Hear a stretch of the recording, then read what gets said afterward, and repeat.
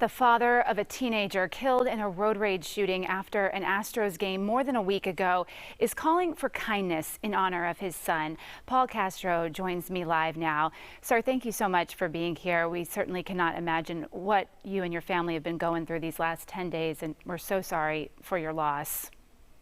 Thank you. And you are hoping that your son David's legacy lives on through random acts of kindness. And I have to tell you, I've been so touched, following along on your Facebook page and looking at some of the comments that people are leaving. What are some of the stories that you've seen shared on your social media? Are there one or two that, maybe stand out to you? Yeah, so one that was recently brought to my attention, there's a father who lives in the town I grew up in, Georgetown, who his son was killed by a driver while bicycling. And that was a number of years ago, and was killed at the age of 19. Well, he sat down after hearing about David's story, and he wrote a letter of forgiveness and sent that to his son's killer. And he said he just felt lighter. And, that's enormous. Wow. But then there have also been some really amazing, smaller and easier acts to do. People doing things as small as, buying a meal for there was a parent who was struggling to find the change to pay for their groceries. And it was like, eggs, milk kind of thing. And the person behind said, "Don't worry, I got this." Another person talked about feeding homeless. Some people have gone to soup kitchens to serve. And then one person reached out and said, I've taken everything for granted in my own household. I sit on my phone, I surf social media, and I realize, I have this great, father of my children. I have these great kids, and I have myself, and I haven't been taking care of any of the above. And she said, I'm dialing back into the real world around me, and thanks for reminding me that right. And that's one of the things you've been saying is, just hug your kids a little longer every day, and don't take a minute for granted. That the hashtag to use is RAK David, by the way. You donated your son's organs, 6 of them. How many lives were saved because of that act? 3 different people. And then tissue as well. And they haven't told us about the tissue, but the 3 different people benefited from his organs. And so 3 different families have a new lease on life. And that means a lot to us.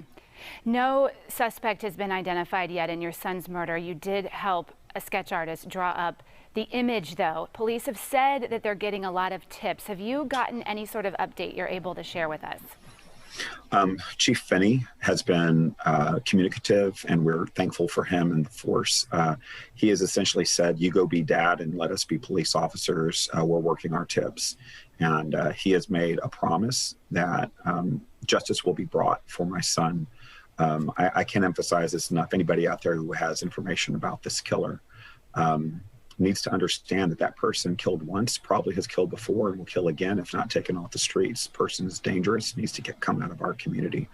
And so all those tips are important. Please understand that your perceived loyalty to this person doesn't balance off what they did to my son. And all you did was motion to him, "Look, I've already let some people in, and I can't let anybody in because the guys behind me are getting impatient," and that led to this just unspeakable act. The car description is very specific, right, Paul, because it's a 4-door Buick, white with a sunroof, paper plates on the back. The headlights were yellowish in color, and the rims are interesting too, right?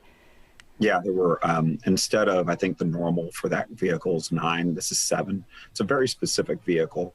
Someone knows and has seen that car in the community. The officer said that vehicle was seen weaving through, the traffic after the Astros game, and they were dodging around pedestrians, kind of moving around. People brought up the hand gesture. All I said is, "Hey, I already let 3 vehicles in. There's all these people behind me. We've been sitting at a standstill for 10 minutes. This could have been anyone." And I think that's what's resonated the most with the community is everyone has thought to themselves, "I've flashed my lights. I've honked. I've maybe flipped people off. I've yelled. That could have been me." And I want people to live in that space. I want everyone in Houston to understand that my story could have been their story, except for the grace of God. And for whatever reason, it was David and it was me and it was his brother in that vehicle that night. And that guy was coming after us even after he shot us. He continued to chase us 2 miles down after he shot and killed my son. Unbelievable. Well, That is unacceptable. And so, yeah, that I want every single person who's watching this right now to understand this is just as easily could have been you that night. This person is dangerous, needs to come off the road. And we're trying to balance off the darkness with light, and that's the random acts of kindness for David. But I also seek justice, and David was about justice as much as he was about kindness, and those two things go hand in hand.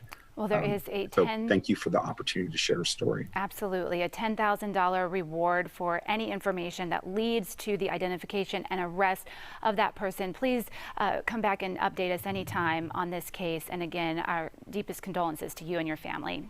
Thank you, Paul.